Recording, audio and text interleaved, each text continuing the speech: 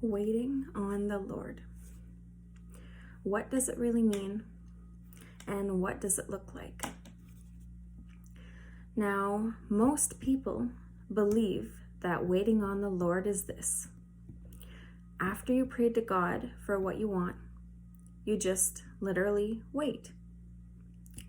And I've seen this happen in times. I can't remember if it was in Exodus or Judges. There was a battle that was happening and God directed, I think it was Joshua, to wait, and he didn't. And a lot of the children of Israel had died in the battle. But it is very rare that God will literally tell you to wait, unless you're like into your prayer closet or something like that, and you just stay there and literally wait. What it means to really wait is this. Most of the time,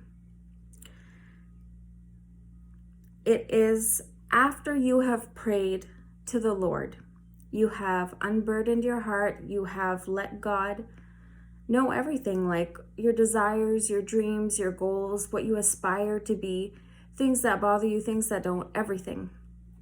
After you unburden your heart to God, you go about your day doing the best you can with what you have. And what is going on here is when you're doing that, waiting on the Lord is keeping the hope of what you have prayed for in your heart for what you asked God for. You see, God is concerned about your character. There are a series of tests, and we all know about when God has to test us, that we need to go through.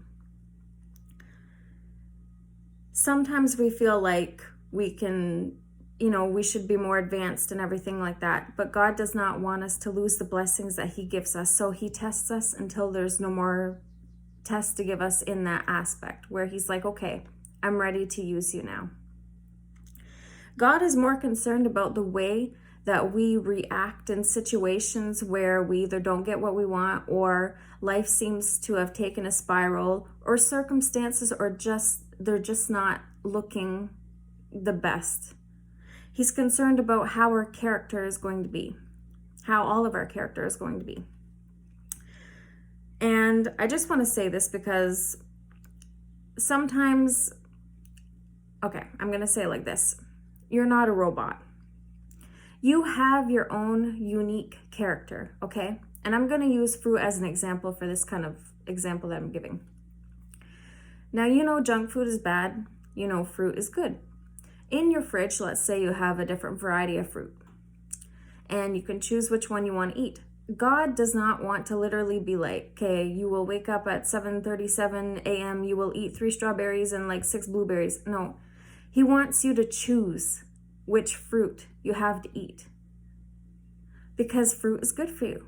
It's good for you, and it's okay for you to eat. God gave us an outline of what it is to be obedient and what disobedience is, so that we can understand, so that we can be obedient to Him if we choose. He gives us free will to choose. He wants us to do the best we can with what we have. And again, He's mainly concerned about our character in all of this. And of course, us holding on to that hope that we prayed for His word being true, and for us believing what He says, for us having faith in Him during all of this time. So He wants you to put your trust in Him. I hope for anyone out there that makes things a little bit more clear if, you're literally just waiting for something. And if that had been you, where you were literally just waiting and you're not getting the answer and you're just like, what do I do now? Go to your prayer closet, unburden your heart to God. Tomorrow, start fresh. Go, if you're looking for a job, go look for something that you could do for now.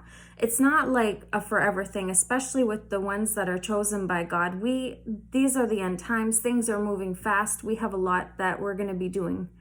So it's not going to be like very long before we're going to be basically catapulted into what's going to be the will that God has for our lives, for his purpose when it comes to preaching the gospel and stuff like that.